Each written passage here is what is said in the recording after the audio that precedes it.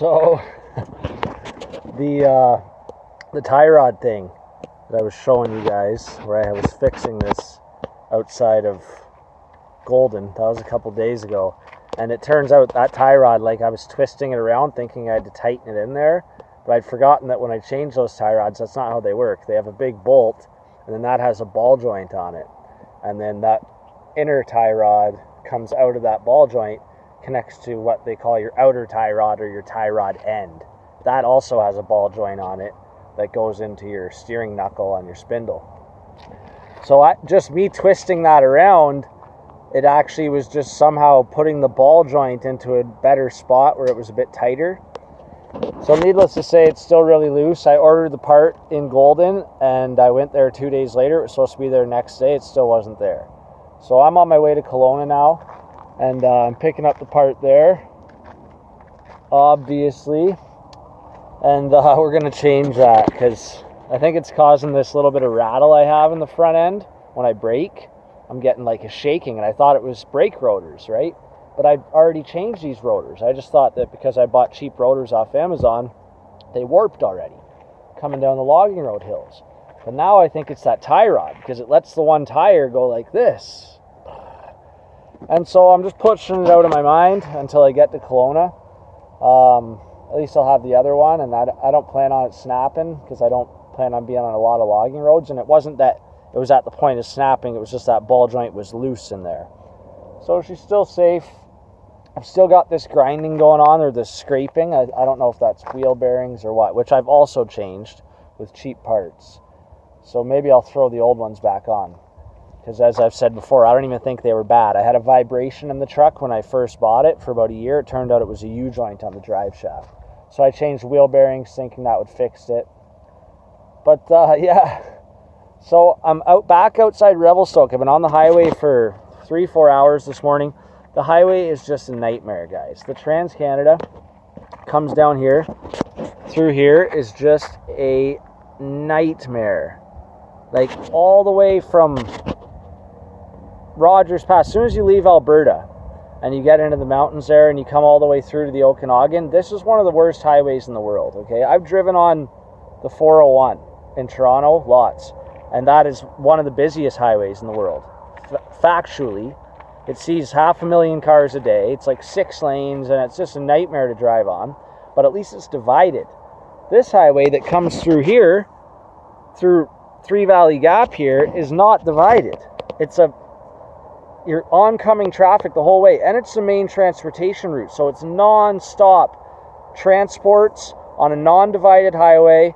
There's no 2 lanes. It's 1 lane each, and then you get passing lanes.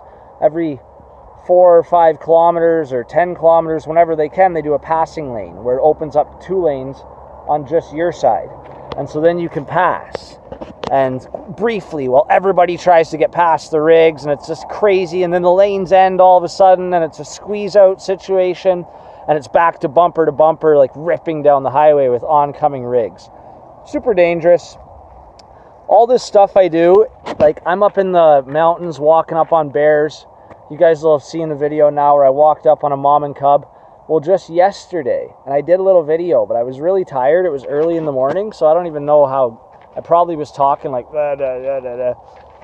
So I might put that video out, I might not. But anyways, I walked up on just a grizzly cub yesterday. I was in that area where all the wild strawberries are, the canyon with the waterfalls and everything. I kept going back to that area.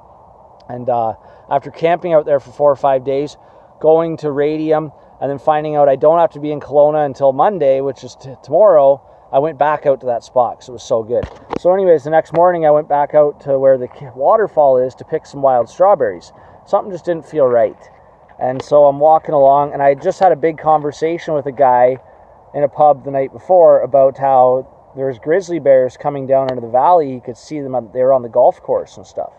So this was kind of playing in my head. Well, it's super quiet this morning, not windy or anything. I'm walking along, and I'm not singing like I usually do. Well, here comes all of a sudden a grizzly cub. I've never seen a grizzly bear, let alone a cub. Comes running out, like probably like close, like just behind the truck, and went storming that way through the bush as I startled it. So all of a sudden I'm like, I just stopped dead. I'm like, Because like I always said to people that the only time you run is when you see a cub, but you don't see mom. So I didn't see mom. So right away I looked around for where's mom. I didn't see her. So now I'm like, holy. So some stupid part of me thought, should I continue on and keep looking for berries? And then I quickly checked myself and I'm like, no, you don't even know where mom is, you idiot. So I turned around and started singing and walked out of there slowly. And I went on way over to another trail and picked my berries, but then I got too scared about where I was because I was kind of like wrapping around and I didn't want to end up spooking them back over towards the truck because I know mom was close by. But so anyways, I went back to the truck and did my thing, went to camp and hung out there and worked a bit more on those steps I built. And the grizzlies, or later on I thought about it. I thought about what I'd done there and I was like super scared. It was like an emotional experience thinking about what had happened there and how I didn't run or anything, or how close I was to death. Like I was so close. Because like there's the cub. If I'm just got past the cub and then mom sees me from over here, 100% attack me right away. That's the main situation, guys, with bears. You don't want to be in between a mom and a cub, because then all of a sudden the mom, she has no choice but to defend the cub, because a lot of the male bears, they'll eat the cubs and stuff. So it would have been 100% mauling by a grizzly. Like I was that close to death, mauling by a grizzly. And so anyways, that stuff's all scary, and not really though. It doesn't really scare me when I'm out there. I get on this highway and I'm scared. That's the scariest time of this whole kind of thing. You just have to push it out of your mind. But I was just thinking about how we all kind of do it. We all drive on these highways and we don't think anything of it. We just get on them and go, and everybody does the Trans-Canada, and just it's all the families and everything and people in little cars. You got the false sense of security that you're in this little box. But because it's all this transportation route, and anybody who's anywhere knows that trucking is absolutely exploding. There's so much shipment of products around the world. They're looking for transport drivers, transport truck drivers everywhere. Doesn't matter where you go. Maybe some people watching this video are truck drivers. I know some of my friends and family are. And they're constantly looking for more and more and more. Like they can't hire enough. So a lot of them are new drivers. A lot of them are immigrants. They aren't even used to driving over here. And they get this job right away because it's a well-paying job. And they just sit down. They just drive in a comfy truck all day. And they're safe on the road in their mind because they're in this huge thing. So, but you're not in a little car, and they're not very good drivers, and they haven't been driving truck for very long. So it's the most dangerous thing I do out here, climbing mountains into bear country, the cliffs, crossing crazy creeks, all this stuff. Being out there by myself, the most dangerous thing I do is being on these highways. So anyways, that wasn't the purpose of this video. The purpose was this, and you guys might have noticed already, was this forest fire here. I just came by. I was up in this area camp before, and I did some videos up here. I was by that first big waterfall we found.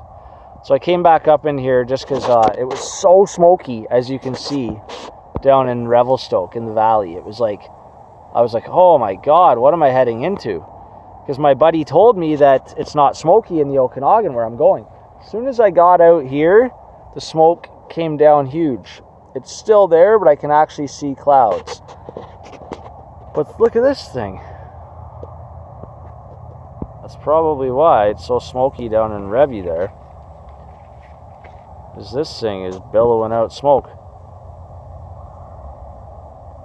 If you guys have never seen a forest fire before, they're way cooler to see at night because you see all the trees candle up.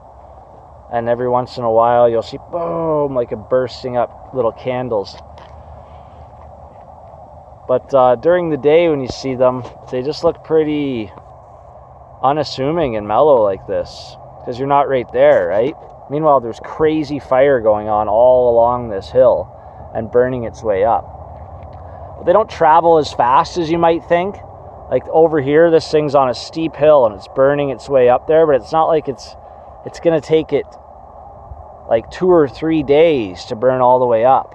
It's got a lot of fuel to burn in the meantime, and so they can be crazy. It depends on the condition of the forest, but you don't want to get caught in one. That's kind of another concern of mine when I'm out in some of these back road areas, is that I'm going to end up, somebody will throw a cigarette or something and light up a burn in an area that I'm in and like close to the road, so then I don't have a way out. Because there's even a situation where your truck won't even run because all the oxygen's being sucked up by the fire.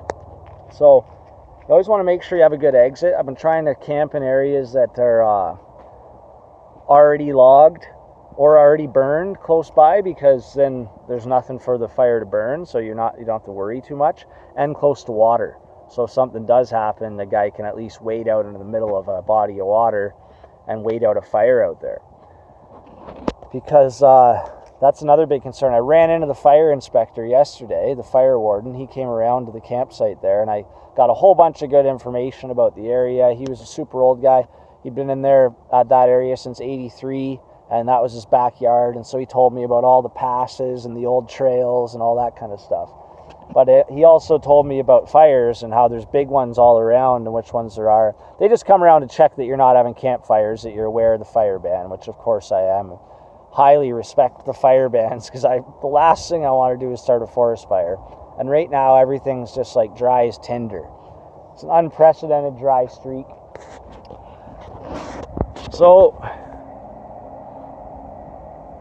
there's a forest fire, a BC forest fire. Now the CPR, or the CN rail, whatever they call it these days, main rail there, the first road across the continent, comes right along here.